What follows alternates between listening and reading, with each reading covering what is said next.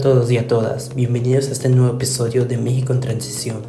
Hoy vamos a sumergirnos en este tema muy importante, de cómo ha influenciado la alternancia política en México, en cuanto a la evolución del modelo neoliberal. Así es, Emanuel. Vamos a recorrer los diferentes sexenios presidenciales desde 1982 hasta 2024.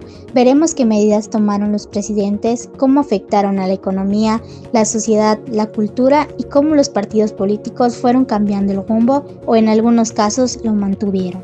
Además, tendremos un poco de narrativa histórica y algunas preguntas entre nosotros, para hacerlo más dinámico. Comencemos. En 1982, Miguel de la Madrid asumió la presidencia en medio de una de las peores crisis económicas del país, inflación altísima, deuda externa impagable y devaluación del peso. Fue entonces cuando se introdujo el modelo neoliberal como una salida económica.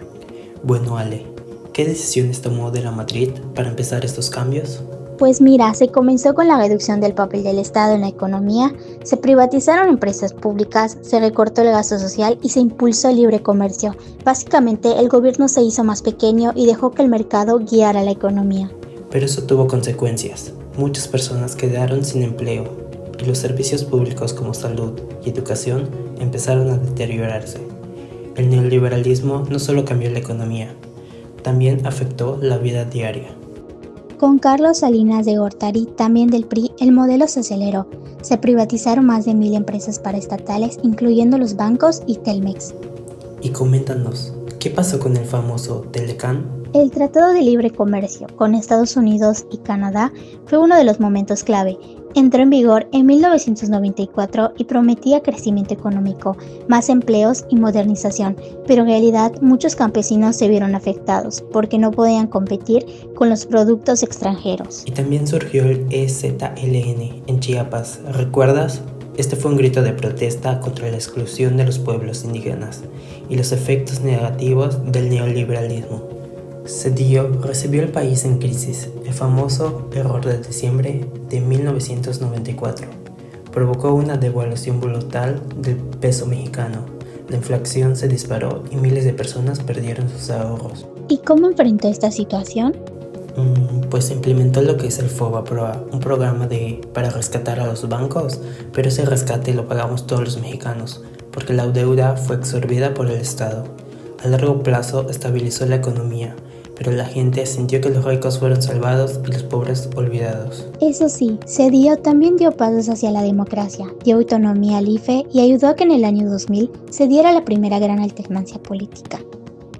Con Vicente Fox del PAN llegó por fin un cambio de partido en el poder. Mucha gente tenía la esperanza de que el modelo económico también cambiaría. Pero, ¿realmente cambió algo? La verdad es que no mucho. El modelo neoliberal continuó igual. Se mantuvo la apertura comercial, se favoreció al sector privado y no hubo reformas de fondo. ¿Fue una alternancia política? Sí, pero sin una transformación económica real. Y la pobreza seguía, el empleo informal aumentó y el acceso a la salud y a la educación de calidad seguía siendo limitada. Las promesas del cambio quedaron cortas. Felipe Calderón, también del PAN, llegó en medio de una elección muy cerrada y controvertida. Su gobierno se definió por la guerra contra el narcotráfico. ¿Y cómo afectó eso al país? Afectó profundamente. Calderón militarizó la seguridad, sacó al ejército a las calles y el país vivió una ola de violencia brutal. Más de 100,000 muertos y miles de desaparecidos. Mientras tanto, el neoliberalismo seguía. Se aprobó una reforma laboral que facilitaba el despido y reducía derechos laborales. Se decía que era para atraer inversiones, pero en realidad precarizó aún más el empleo. Enrique Peña Nieto del PRI llegó prometiendo mover a México. Impulsó varias reformas estructurales, especialmente en energía, educación y telecomunicaciones. En cuanto a las reformas, ¿consideras que fueron positivas? Depende a quién le preguntes. En teoría era para modernizar el país, pero en la práctica favorecieron a las grandes empresas y no mejoraron la calidad de vida de la mayoría. La reforma energética, por ejemplo, abrió el petróleo a la inversión extranjera. Y no podemos olvidar los escándalos de corrupción como el de Ayotzinapa, la Casa Blanca, el de Odebrecht.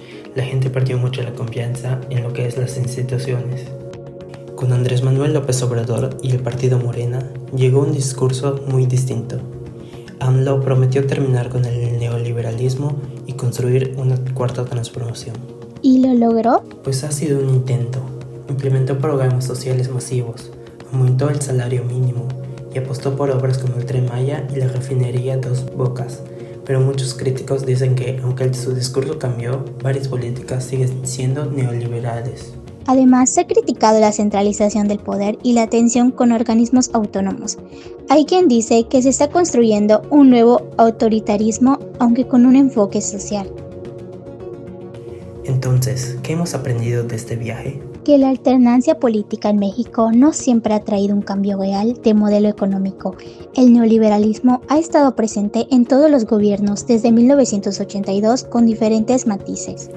Y aunque se han prometido transformaciones, la pobreza, la desigualdad, la violencia y la precariedad laboral siguen siendo problemas graves. Tal vez el reto ahora sea construir un modelo económico más justo, inclusivo y sustentable, y sobre todo una democracia que no solo cambie partidos, sino que realmente cambie la vida de las personas. Gracias por escucharnos en México en Transición. Yo soy Emanuel. Y yo soy Alejandra. Nos escuchamos en el próximo episodio. ¡Hasta pronto!